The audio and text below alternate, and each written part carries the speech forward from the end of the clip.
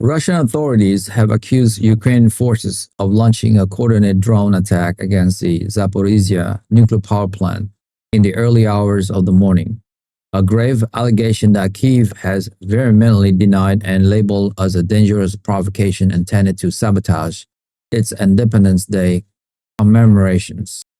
The Russian-controlled management of the facility, located in the city of Enerhodar, reported that multiple unmanned aerial vehicles were intercepted by air defense systems over the industrial zone, with at least one drone allegedly striking a section of the complex housing the nitrogen-oxygen station and the radiation monitoring sensors.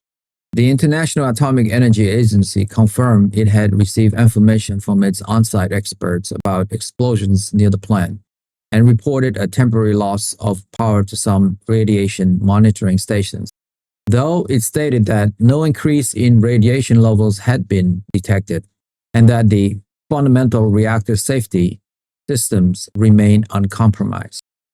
This incident, occurring on a day of profound national significance for Ukraine, has dramatically escalated fears of a potential nuclear catastrophe and ignite a fierce information war, with both sides trading blames and warnings of catastrophic consequence, turning the world's attention once again to the precarious situation at Europe's largest atomic energy facility.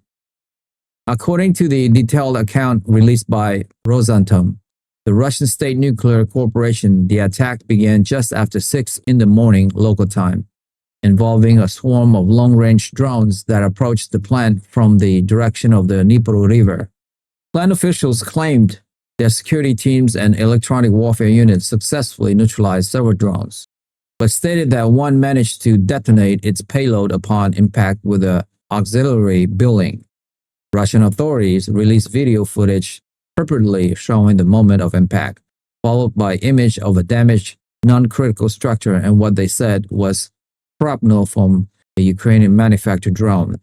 The head of the Russian-appointed administration for the Zaporizhzhia region, Yevgeny Belitsky, immediately declared a state of emergency at the plant and announced the launch of a criminal investigation, vowing to hold the Kyiv terrorist regime accountable. He claimed the intended target was the plant's critical cooling system, an action he described as an attempt to create a technological disaster akin to Chernobyl. Russian ambassador to the United Nations, Vasily Nebenzia, has reportedly circulated a letter to the Security Council demanding an emergency session to address what he called an act of nuclear terrorism sponsored by the West. The response from Kyiv was immediate and absolute. Mikhailo Podolyak, a senior advisor to President Zelensky, dismissed the Russian claims as absolute lies, absurdity, and cynical manipulations.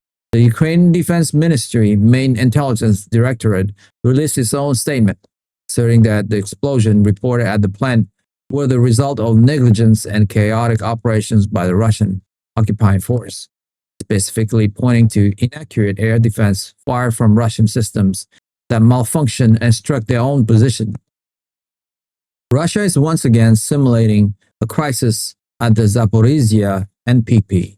The intelligence statement read, "They have turned the station into a military base, storing heavy weapons and explosives within the turbine halls. The world must understand that any incident there is a direct result of the Russian occupation and their irresponsible action." President Zelensky, in his Independence Day address, did not directly mention the incident but spoke broadly about Russian attempts to use fear and blackmail, stating, "Terror is always the weapon of those who are losing. They threaten with nuclear catastrophe because they cannot win on the battlefield with their army alone." The International Atomic Energy Agency has found itself in the difficult position of trying to ascertain facts while relying on information from its inspectors who are subject to the control of the Russian occupying authorities. IAEA Director General Rafael Grossi issued a statement confirming physical impact of drone attacks on the site and the temporary disruptions of power to some external radiation monitoring stations, which he noted was a serious concern despite the backup systems functioning correctly. He reiterated that no one stands to gain from such an attack and pleaded for maximum military restraint to avoid a severe nuclear accident with potentially devastating consequences for public health and the environment. The agency's on-site team requested access to assess the damage firsthand, but as of the latest reports, a full assessment had not yet been completed.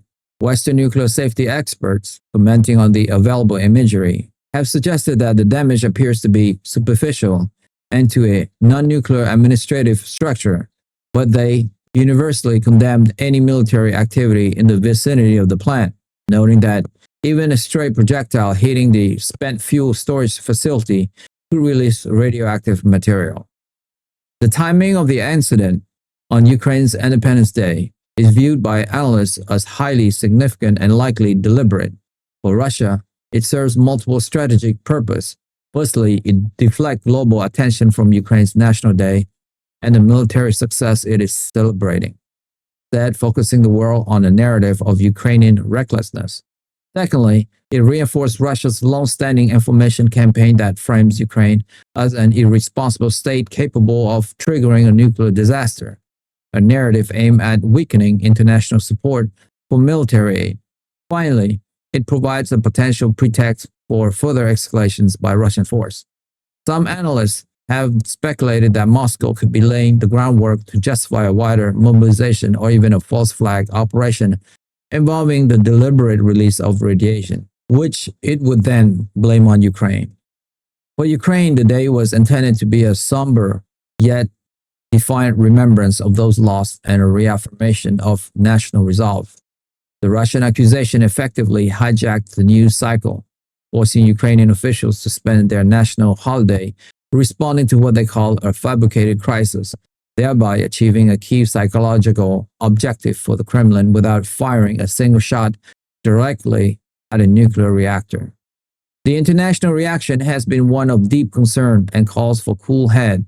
The United States Department of State, through a spokesperson, stated it was monitoring the reports closely and emphasized that operations at nuclear facilities should never be used as a cover for military operations, a statement that carefully avoided assigning direct blame. The European Union's leadership called for immediate, unfettered access for the IAEA and for both sides to respect the plant's safety and security perimeter. The United Kingdom's Foreign Office described the report as deeply concerning and warned against any actions that jeopardize nuclear safety. The incident has undoubtedly increased tension to a new peak, introducing the specter of a nuclear event into a war that has already seen countless horror. It underscores the terrifying reality that the Zaporizhzhia plant remains the single most volatile and dangerous flashpoint in the conflict, a pawn in a high-stakes game where the potential consequences extend far beyond the border of Ukraine and Russia, threatening the entire continent. That's all for me for today. If you like the video presentation and you would like to follow for more, hit that subscribe and like button now, and we will continue to build the show for you. Thank you to all of you guys who have subscribed. It means a lot to me. Thank you so much. I will see you soon. Bye for now.